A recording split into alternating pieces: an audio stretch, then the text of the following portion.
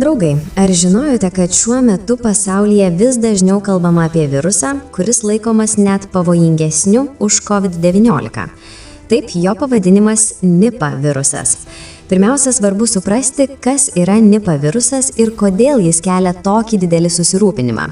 Nipah virusas yra itin pavojingas zoonozinis virusas, kuris plinta iš gyvūnų žmonėms ir kai kuriais atvejais nuo žmogaus žmogui. Jis pirmą kartą buvo nustatytas 1999 metais Malaizijoje kilus protrūkiui, o vėliau pasikartojantis atvejai daugiausia buvo fiksuojami Pietų ir Pietryčių Azijoje, ypač Indijoje ir Bangladeše. Natūralų šio viruso nešiotojai yra vaisėdžiai šikšnosparniai, dar vadinami skraidančiomis lapėmis, kurie gali perduoti virusą žmonėms per užterštą maistą, pavyzdžiui, vaisius ar neapdorotą datulių palmių sultį. Nipah virusas ypač pavojingas dėl itin didelio mirtingumo. Ankstesnių protrūkių metu jis siekia nuo 40 iki net 75%. Skirtingai nei daugelis kitų virusinių ligų, Nipah neturi patvirtintos vakcinos ar specifinio antivirusinio gydymo. Gydymas dažniausiai yra palaikomasis ir skirtas simptomams lengvinti bei komplikacijoms valdyti. Šis virusas gali sukelti sunkias kvėpavimo takų ligas ir mirtiną smegenų uždegimą, vadinamą encefalitu.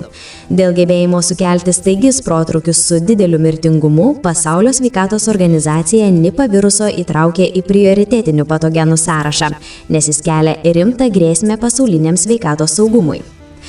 Draugai, dabar pakalbėkime apie dabartinę situaciją ir pasaulinį susirūpinimą.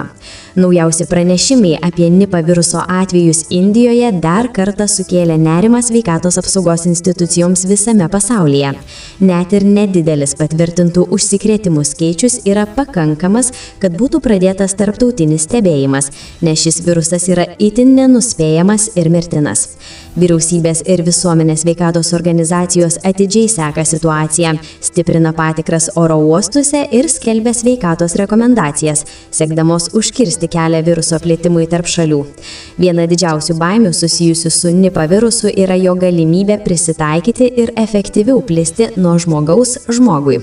Šiuo metu virusas dažniausiai perduodamas per artimą kontaktą su užsikrėtusių asmenų kūno skysčiais, įskaitant seilės ir kvėpavimo takų išskyras. Tačiau ekspertai perspėja, kad bet kokia mutacija galėtų smarkiai padidinti plataus protrūkio riziką. COVID-19 pandemijos patirtis privertė šalis elgtis daug atsargiau, todėl reakcijos tapo greitesnės, o stebėsenos priemonės griežtesnės. Nors sveikatos pareigūnai pabrėžia, kad šiuo metu virusas neplinta nekontroliuojamai, didelis mirtingumas, gydymo nebuvimas ir ribotas visuomenės informatumas daro Nipah virusą grėsmę, kurios ignoruoti negalima. Būtent todėl net ir lokalūs protrūkiai greitai tampa tarptautinių naujienų tema. Draugai, dabar pakalbėkime apie simptomus, prevenciją ir tai, ką žmonės turėtų žinoti.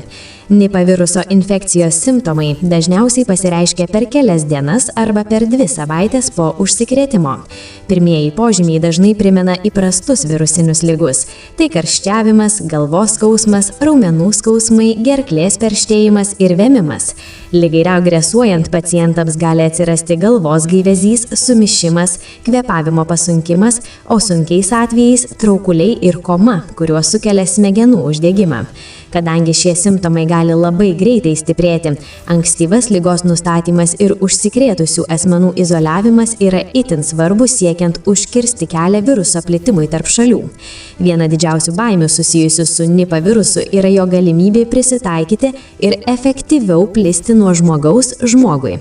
Šiuo metu virusas dažniausiai perduodamas per artimą kontaktą su užsikrėtusių asmenų kūno skysčiais, įskaitant seilės ir kvėpavimo takų išskyras. Tačiau ekspertai perspėja, kad bet kokia mutacija galėtų smarkiai padidinti plataus protrūkio riziką.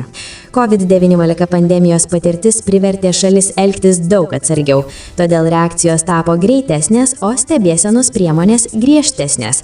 Nors sveikatos pareigūnai pabrėžia, kad šiuo metu virusas neplinta nekontroliuojamai, didelis mirtingumas, gydymo nebuvimas ir ribotas visuomenės informatumas daro Nipah virusą grėsmę, kurios ignoruoti negalima. Būtent todėl net ir lokalūs protrūkiai greitai tampa tarptautinių naujienų tema.